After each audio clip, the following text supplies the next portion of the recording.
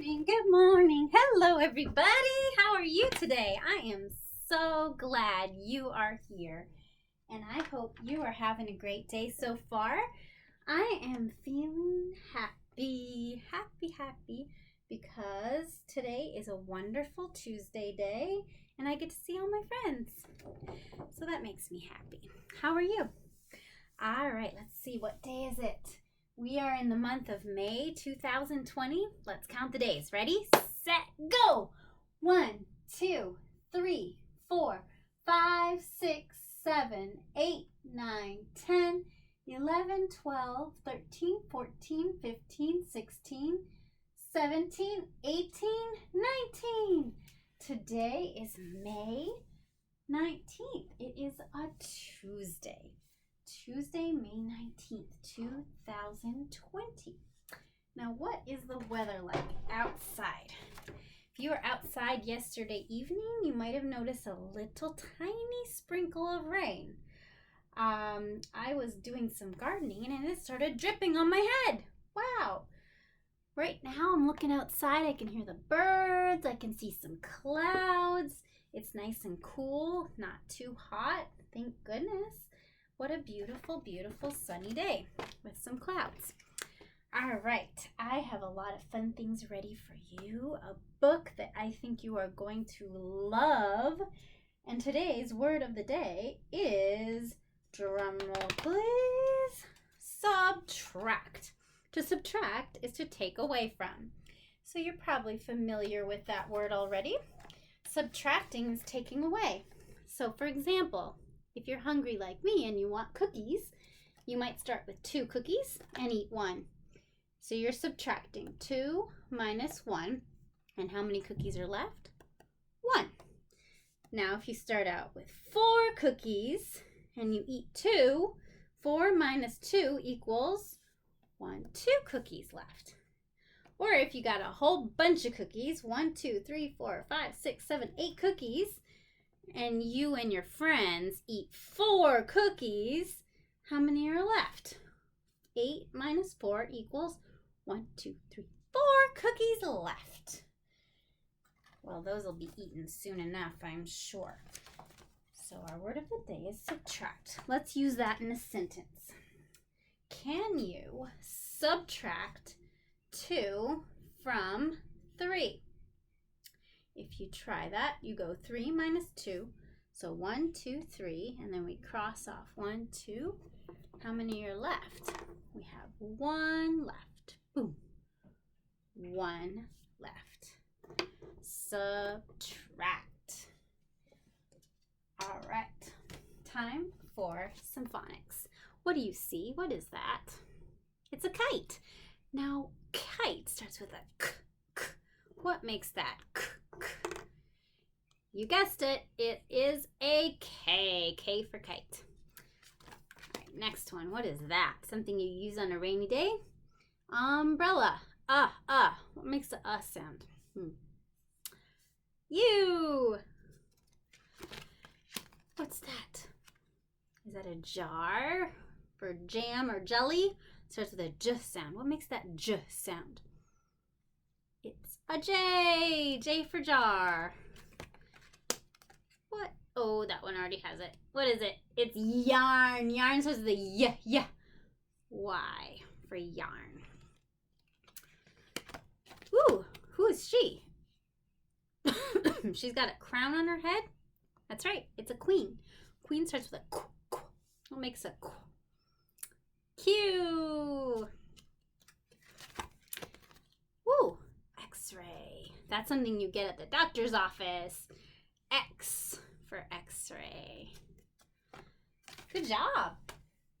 All right, now for my wonderful story. Excuse me. This is one of my favorite stories. Rosie Revere, Engineer, by Andrea Beaty, illustrated by David Roberts. Such a great story. Rosie Revere, Engineer. Listen, this is a rhyming story, so listen for those rhymes. Wait, I skipped. Here we go. This is the story of Rosie Revere, who dreamed of becoming a great engineer. In Lila Greer's classroom at Blue River Creek, young Rosie sat shyly, not daring to speak. That's her right there. But when no one saw her, she peeked in the trash for treasures to add to her engineer's stash. And late at night, Rosie rolled up her sleeves and built in her hideaway under the eaves.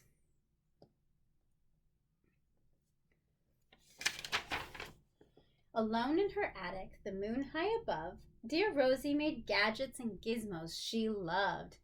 And when she grew sleepy, she hid her machines far under the bed where they'd never be seen. When Rosie was young, she had not been so shy. She worked with her hair swooping over one eye and made fine inventions for uncles and aunts. A hot dog dispenser and helium pants. The uncle she loved most was zookeeper Fred. She made him a hat to keep snakes off his head from parts of a fan and some cheddar cheese spray, which everyone knows keeps the pythons away. And when it was finished, young Rosie was proud. But Fred slapped his knee and he chuckled out loud. Ha ha ha ha! He laughed till he wheezed and his eyes filled with tears, all to the horror of Rosie Revere, who stood there embarrassed, perplexed, and dismayed. She looked at the cheese hat and then looked away. I love it, Fred hooted. Oh, truly I do. But Rosie Revere knew that could not be true.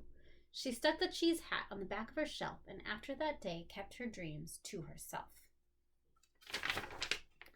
And that's how it went until one autumn day. Her oldest relation showed up for a stay. Her great-great-aunt Rose was a true dynamo who'd worked building airplanes a long time ago. She told Rosie tales of the things she had done and goals she had checked off her list one by one. She gave a sad smile as she looked at the sky. The only thrill left on my list is to fly.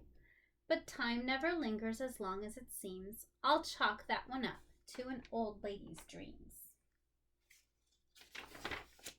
That night, as Rosie lay wide-eyed in bed, a daring idea crept into her head.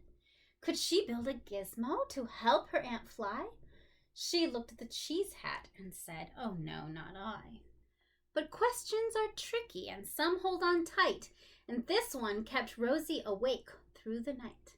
So when dawn approached and red streaks lit the sky, young Rosie knew just how to make her aunt fly.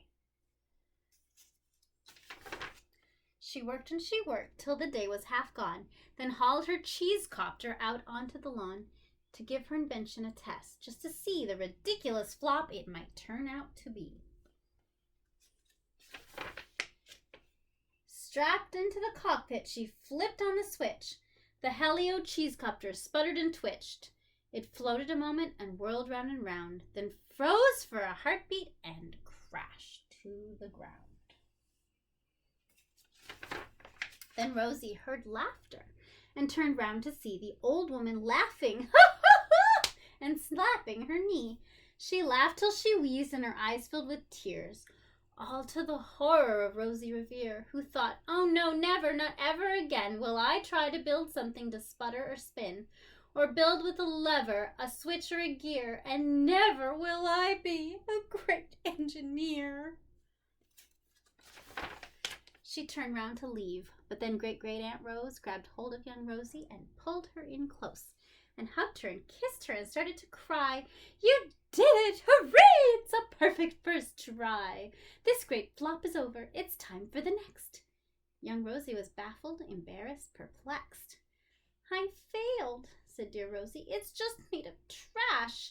Didn't you see it? The cheese copter crashed. Yes, said her great aunt, it crashed, that is true. But first it did just what it needed to do.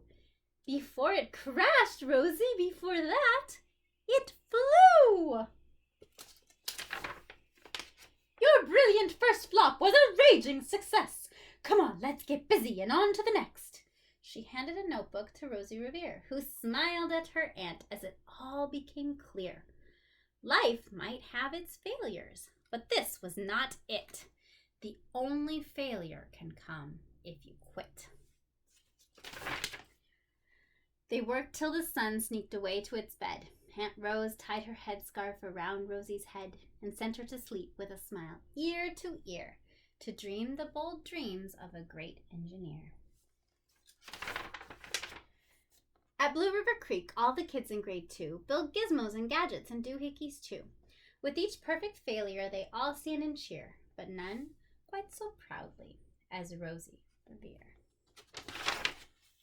The end. I hope you liked my story, and I hope you have a great day. I'll see you tomorrow. Bye-bye.